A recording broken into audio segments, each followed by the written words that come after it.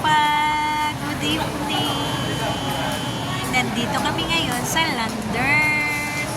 Kasi bumili ako ng diaper ng nanay ko at saka tissue.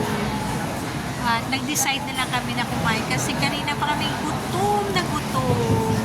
Kasi galing kami sa NBI at thanks God natapos ko na yung mga requirements ko. Thank you Lord. Ay, yan yung kapatid ko kasama ko para hindi ako mahihirapan. That's it. Yes, at saka kain na tayo. Ito yung food namin. Yan. Yan. Dalawa lang kami. Yes, bye-bye na. Kain muna kami. Salamat.